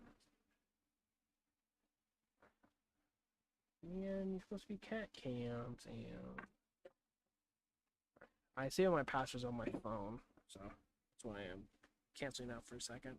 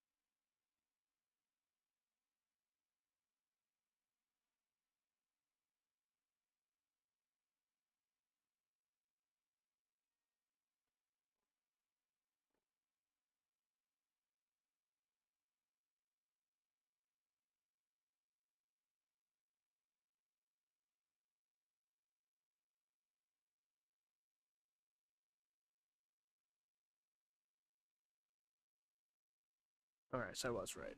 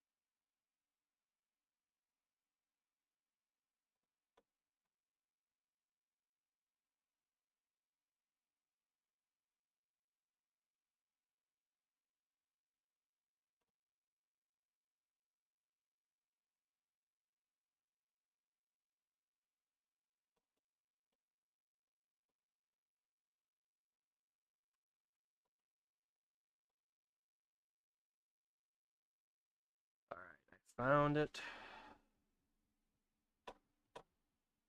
Alright.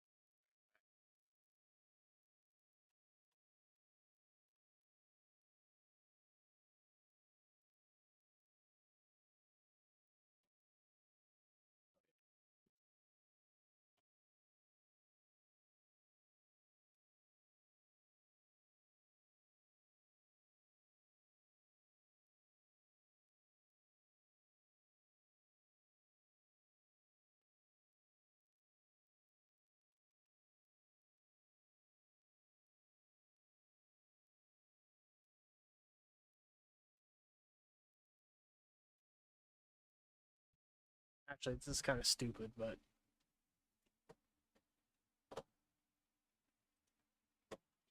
I'm gonna be right back.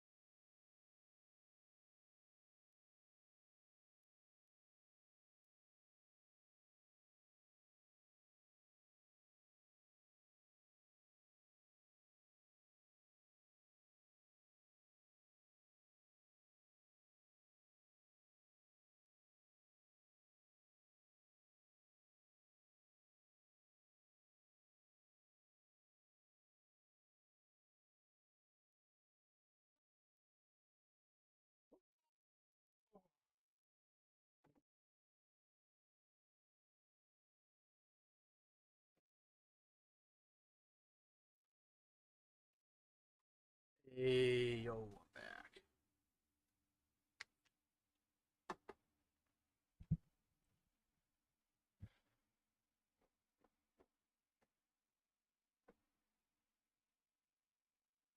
Don't want to be a GM.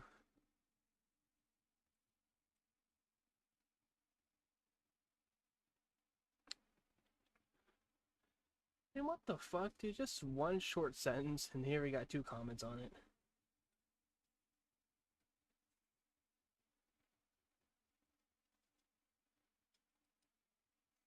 God damn it, dude. I spent 3 hours typing out that one post I made. No comments or anything about it. Alright, I'm doing something risky, folks. I haven't done this ever, so.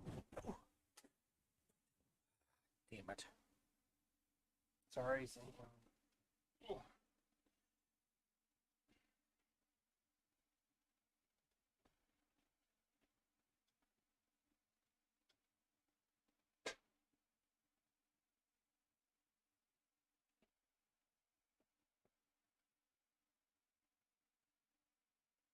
So what time do we leave it? Oh, it's fine.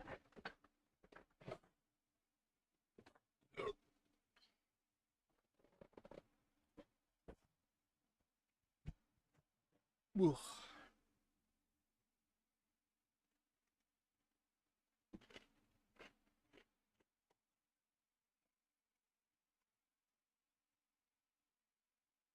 Can't do offline.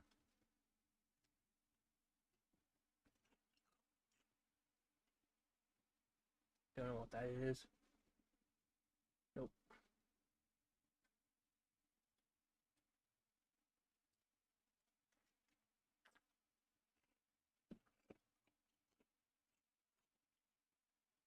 Why give your last name, buddy?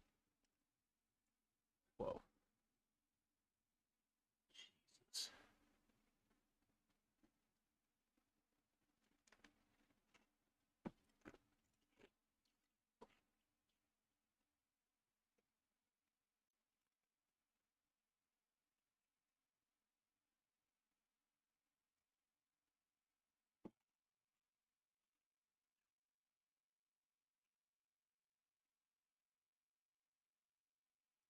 It's 2 p.m. Sundays.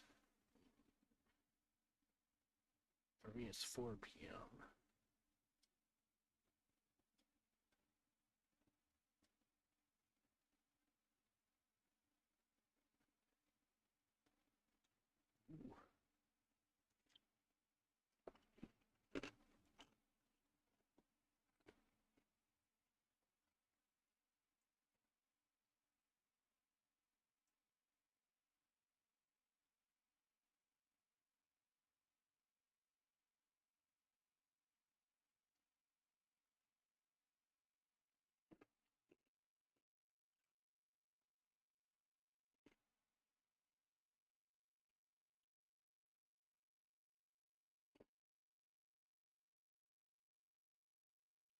Oh.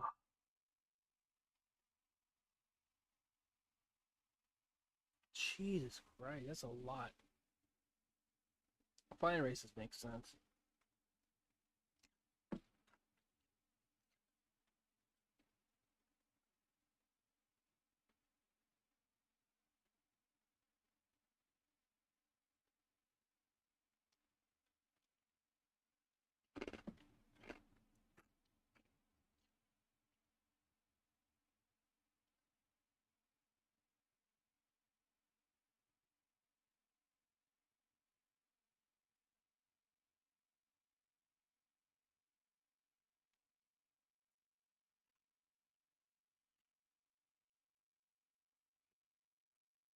And this is more serious than mine. God damn, dude.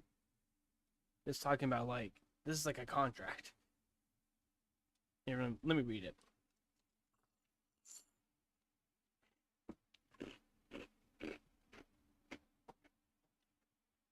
I, insert player name, recognize that we are in an epic campaign. To this end, I pledge that I would not continuously attempt to avoid ventures that the GM offers my PC. Well, that sounds like you want to railroad everybody. Like, negative railroading. regardless of whether or not my PC would accept them or not. I would not find a way to reconcile my PC choices with the need to keep the adventure moving. Pursuant to that, I understand that GM would attempt to deliver all such adventures in a manner that is logical, reasonable, and consistent with the world space able. I'm not sure if you was able to understand when I read it, but it's like that seems like you have to do what I want you to do. You have to follow my plot hooks. You have to do this. I don't like games that way because I ran a group, a DNM group that lasts like a few weeks, pretty a lot of sessions and stuff. But I did something like that, and it just didn't go well. Like only one player really enjoyed it, the other two didn't. So it just.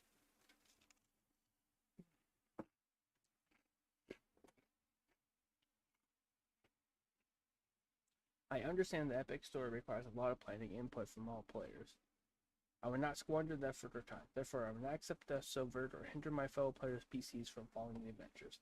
I will avoid acting impulsively without due consideration. Any attempt at such rash action or radical approach that may be contrary to the success of the group must be discussed with the GM and my fellow players before my PC acts. Only if everyone is happy for my PC to do such a thing shall I act.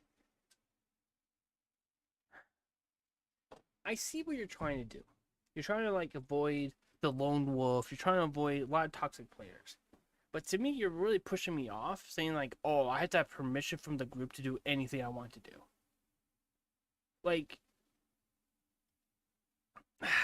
this doesn't sound good to me. This sounds like it's going to be like if you don't follow, if you have to like this is the group's world. You don't have a say in it. You just have to follow whatever happens, which kind of makes zero sense to me. But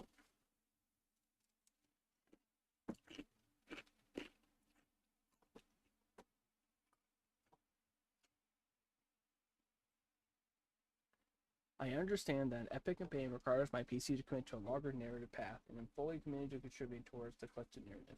The GM's contribution to the game is facilitating outcomes, conveying all NPCs and world space actions, and applying the epic structure to the game. My own contribution is my character and tracking the knowledge that the character has and gains throughout the game. My player as a part of a team must contribute to that team and its goals, as well as for their own goals. I mean, that's the best paragraph of it. It's like, because that's a standard like Dungeons and Dragons there, but the rest of it, it's like it gives me a sour taste in my mouth.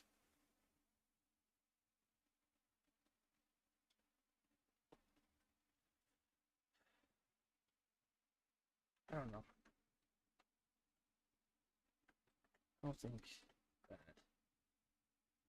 this structure is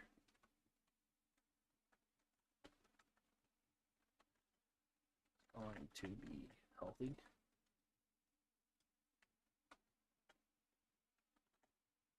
Feels like you are restricting the players into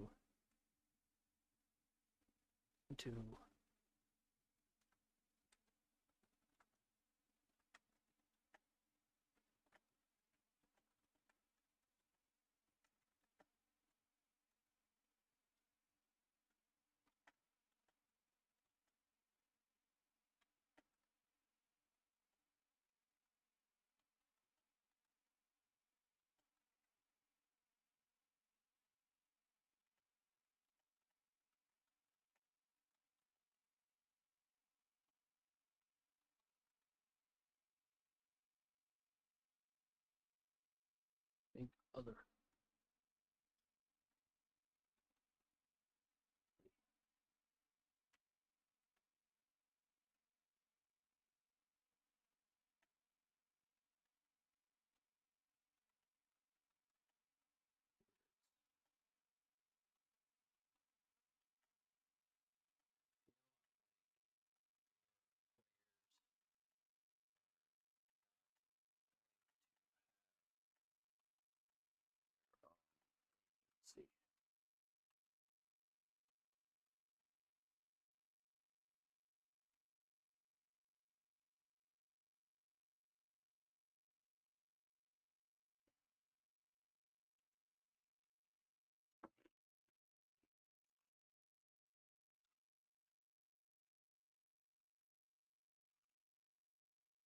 feels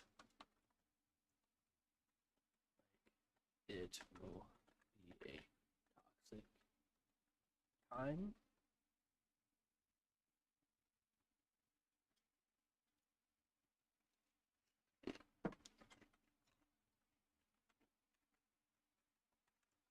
I understand that you are trying to avoid some typical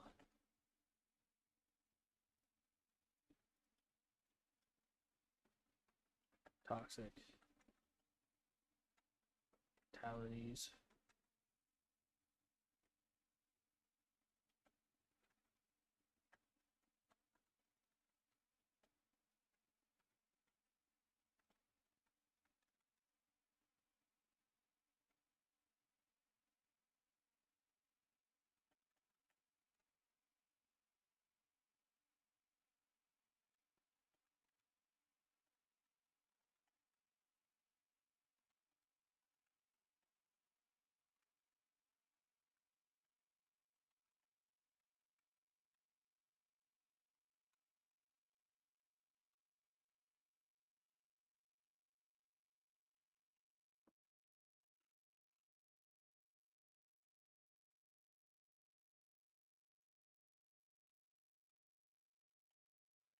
I feel like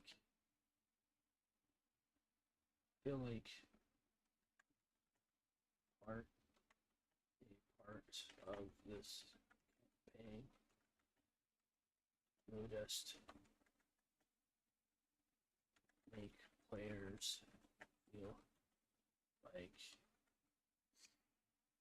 they have to have permission to do anything.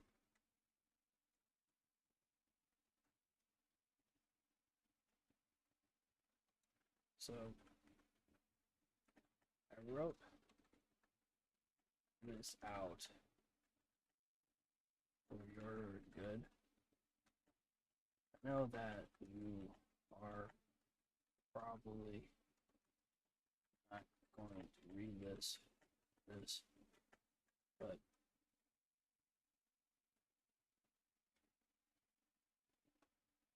I try not to hold players down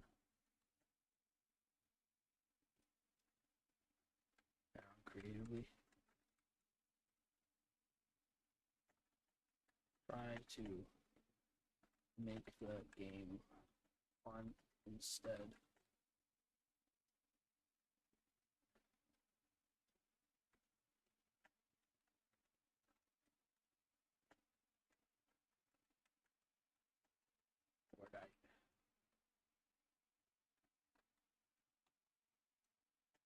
I feel like you will have a better time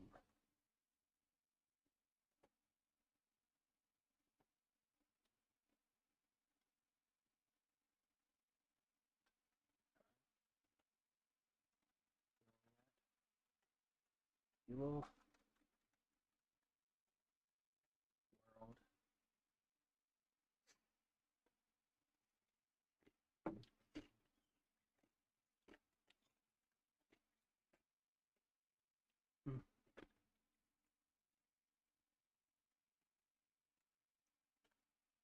off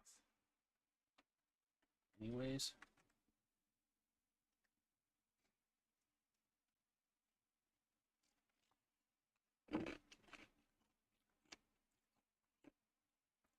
But try not to hold players down creatively and try.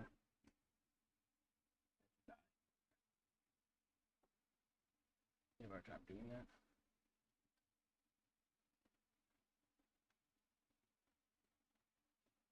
Anyways, just kind of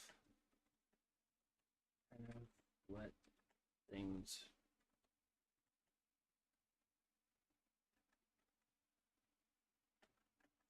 they go.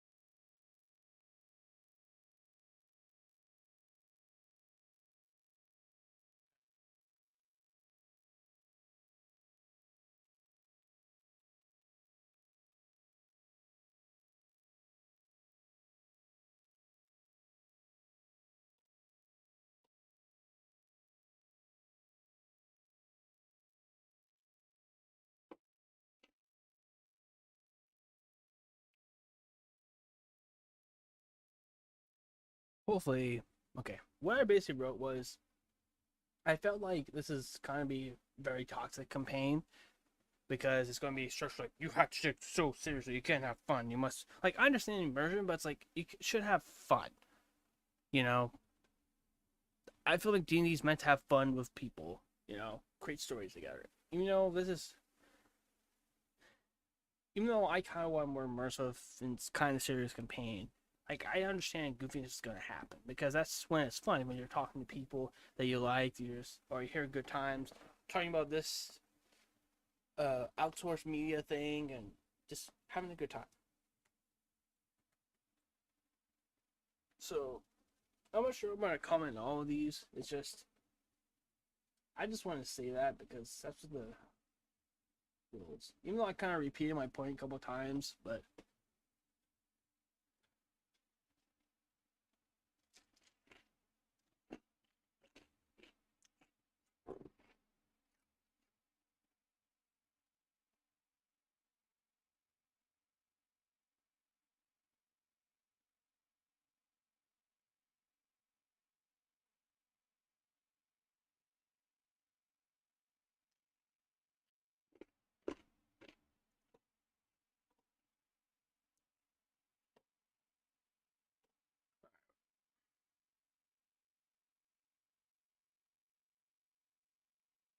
this sounds like some of you it'd be like a Hearthstone expansion type thing.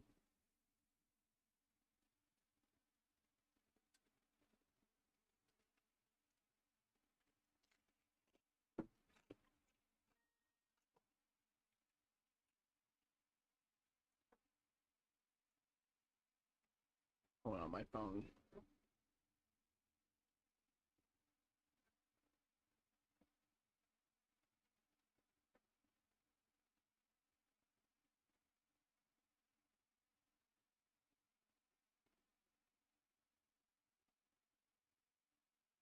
Oh, he just replied to me.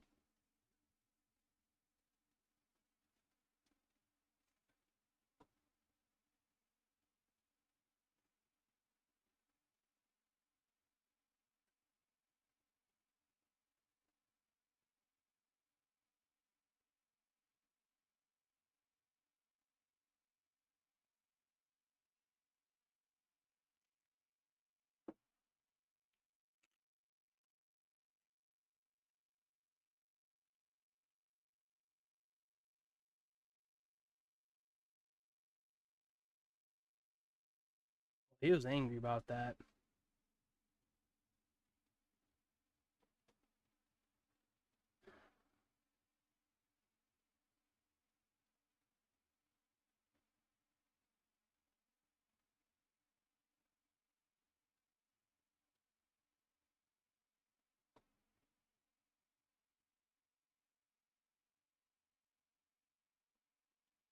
What was it?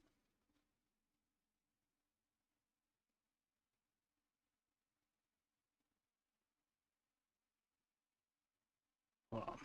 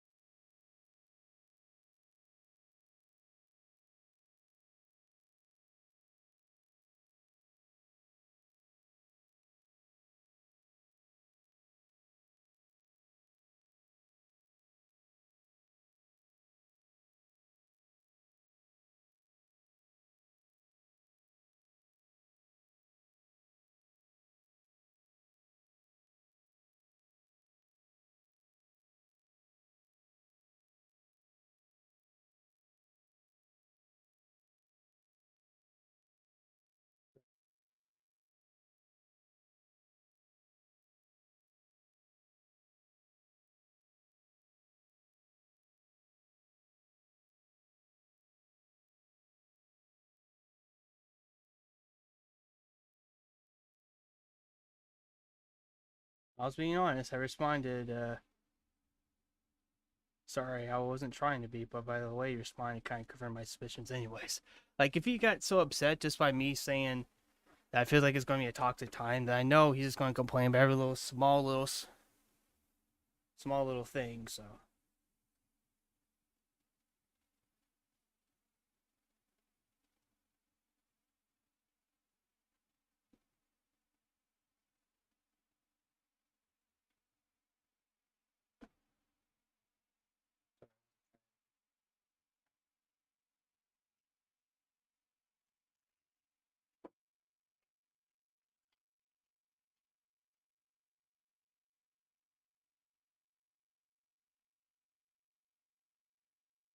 Alright, I feel like it's the best way to go with it. Alright, there we go. Back to where I've been. So definitely knows that guy. Whew, man, that made my heart pump. But I feel like I responded in the best way possible.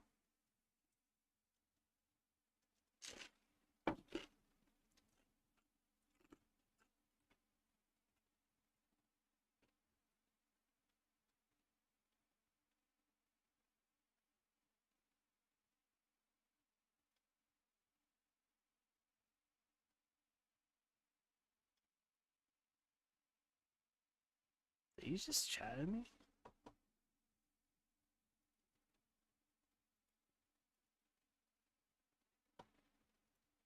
How did he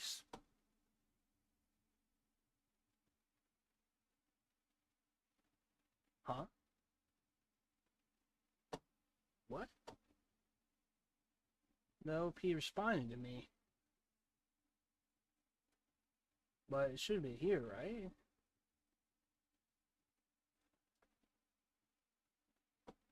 Anyways, yeah. So I wouldn't really join that campaign. Someone get that offended over any small criticism.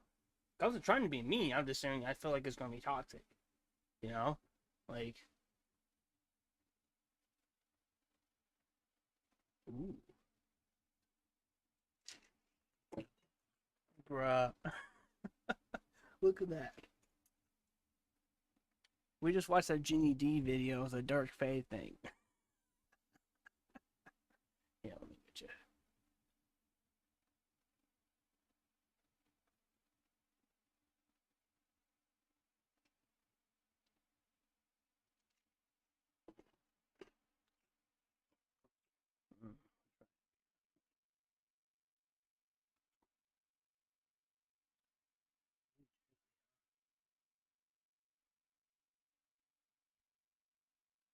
DM. Let's see what this one's about. Oh, it's very short to the point. Hello, I'm a veteran DM of Level 3 Party right now in a Cleric Dark Fae themed campaign. We lost a player just before we started and need someone to bring the group back to 4 players. If you like heavy water bending roleplay, this is the game for you. We also currently have 2 sorcerers and 1 monk, but any class and race are welcome. If you're interested, please message me in choosing yourself what you love about D&D and scripting your most recent character. Wow.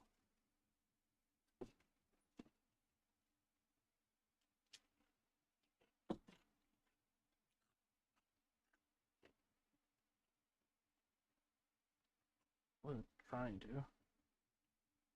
Oh, they responded.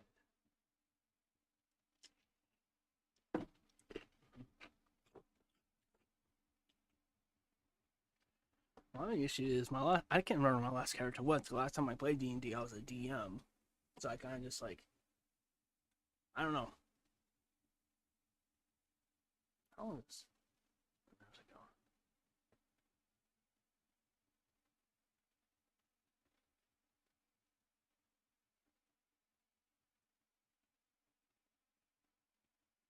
All right.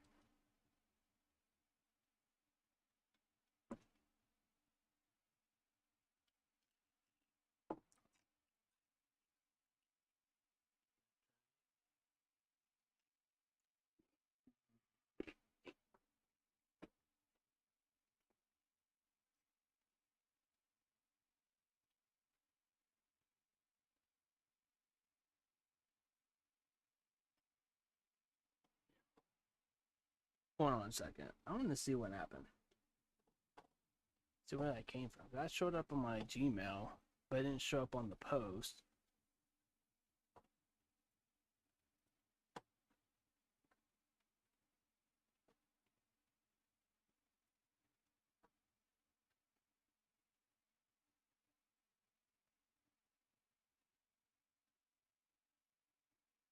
Wait, did he go out to my post? My comment, not my post.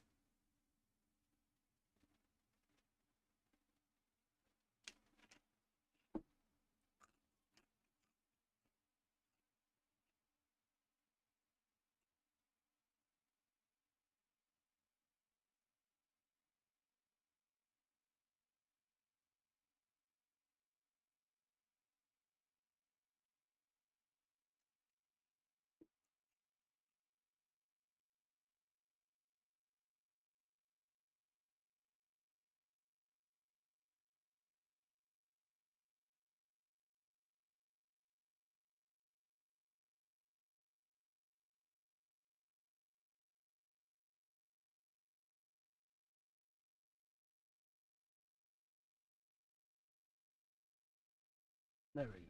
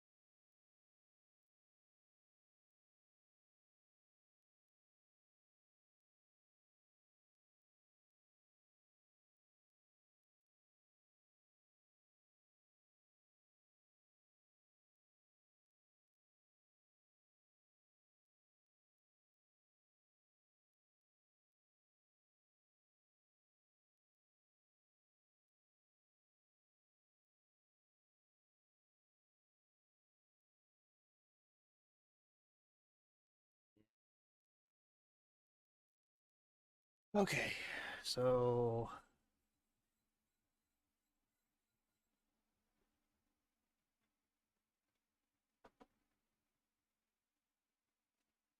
let's check out my post again.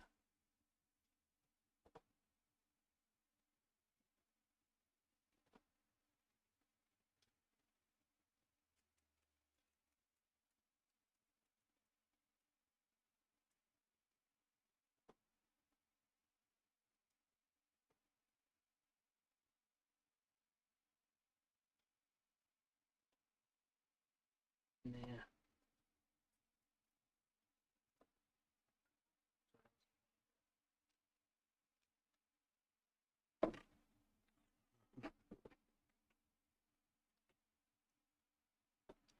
I don't know. I think I'm gonna end it there. I don't really have anything else I really want to do. I kind of went through my plan, and I made so much trigger today. Wasn't my goal, but it happened. So, thanks for showing.